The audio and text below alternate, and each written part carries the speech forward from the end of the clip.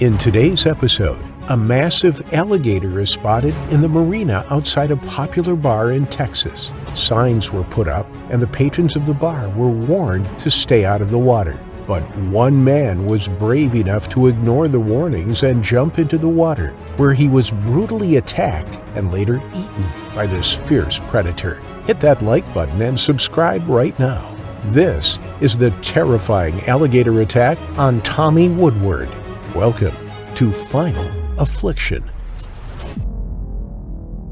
In almost every regard, alligators are the apex predator within their habitat. Being opportunistic feeders means they are not particularly picky and will eat anything from small mammals, other reptiles, pets, and in some cases even other alligators. In even rarer instances, these animals have been documented eating humans.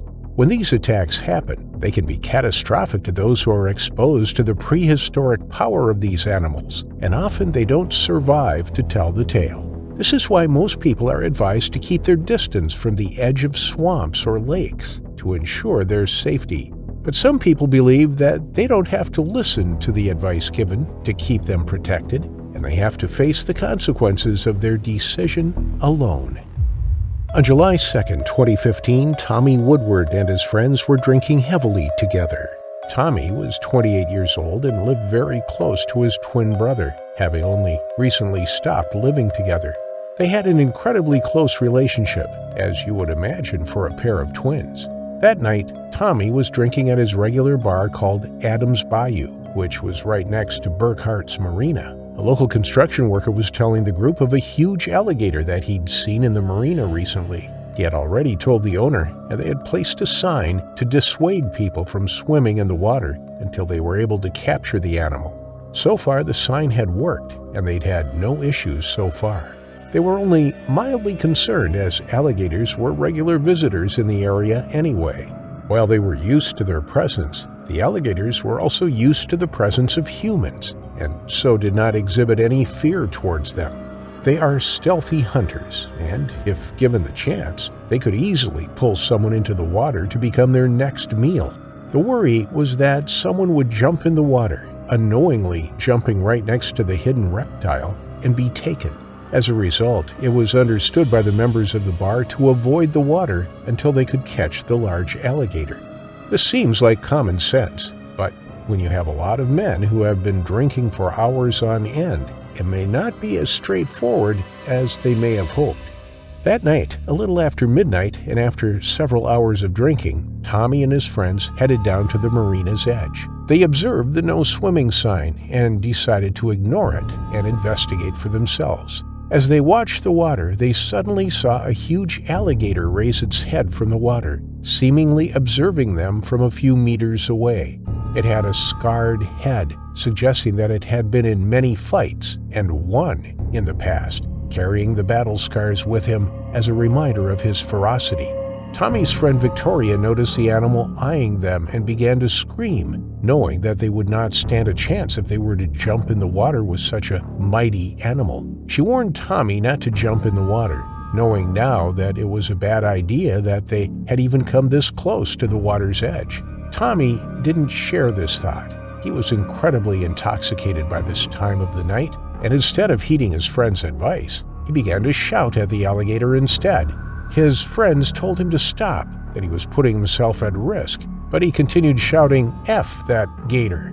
The animal was becoming more antagonized as he continued to shout at it, before he took it one step further. Laughing, he ran forward and jumped into the water right in front of the alligator. His friends shouted out to him, begging him to come back to shore, but he was too drunk to listen. He began swimming further out, aiming for a small island on the other side of the bayou, and continued to ignore his friends as they told him to come back in from the water. Suddenly, and without a sound, Tommy disappeared under the water. Unsure of what was happening, the friends stared at the water while holding their breath in fear, waiting for him to resurface. He burst back into sight and began shouting to Victoria to stay out of the water. He noticed that she was already planning to come and save him, and he shouted again that the alligator had him and she couldn't get in the water to save him under any circumstance. Instead, Victoria began to run back to the bar, as Tommy was dragged back under the water. She knew that she needed to get help, as the alligator would not show her friend any mercy. She ran into the bartender, Michelle Wright, and explained what was happening just a few meters from the bar. Michelle was horrified and confused as to why Tommy would decide to do such a thing. All patrons had been warned several times not to jump into the water. She quickly phoned 911 and informed them that there had been an animal attack. Although she couldn't confirm the state of the victim at the time, the air was tense. Everyone knew that this situation was unlikely to have a happy ending.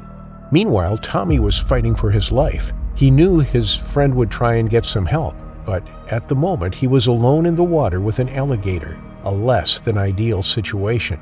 His lack of sobriety was also causing him great issue as he was becoming very disoriented and finding it difficult to stay above the surface. The alligator had initially grabbed onto his leg and pulled him down, trying to drown him with a death roll.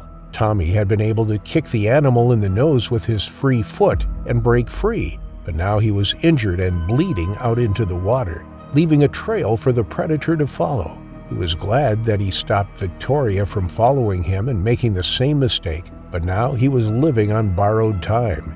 He tried swimming back to the marina, using his uninjured foot to propel himself while he prayed that nothing else would grab him. The water was very cold, and as he lost more blood, he felt himself becoming more and more lethargic. As he was dragging himself through the water, he heard the water moving slightly behind him. As it was very late, it was quiet enough to hear a pin drop, so a massive alligator making its way towards someone could definitely be noticed. Tommy realized that he was still being pursued and began to panic, thrashing more and more as he tried to escape the approaching reptile.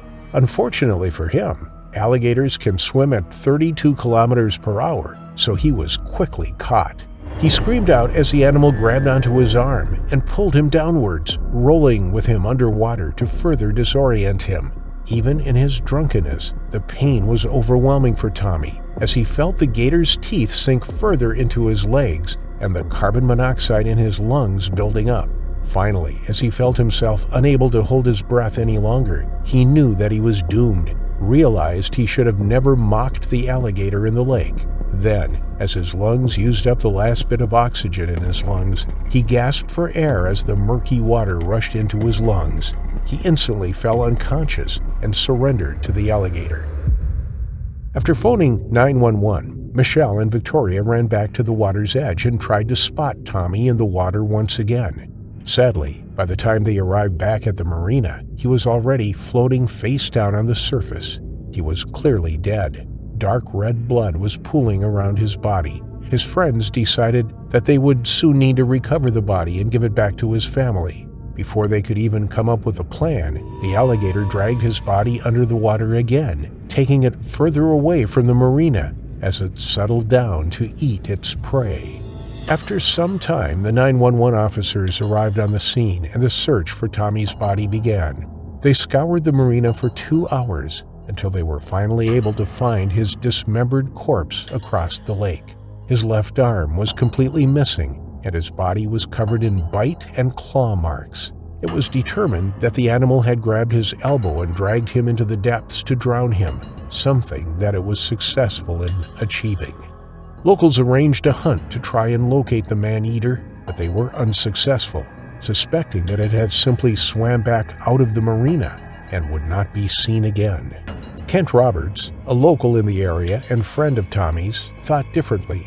He had seen the animal previously and knew that it would be back. He set up several traps and lines around the area, hoping to snare the creature and make it pay for the death of his friend. Not long after, the alligator was captured in one of his traps, and so Kent fired 7 rounds straight in the alligator's head.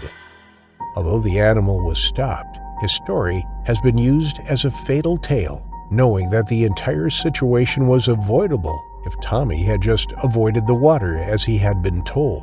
Although it was ultimately the reptile that killed Tommy Woodward, it was drunkenness and pig-headedness that really claimed a life that night. Had Tommy been in the right state of mind, he may have avoided his terrifying, final affliction.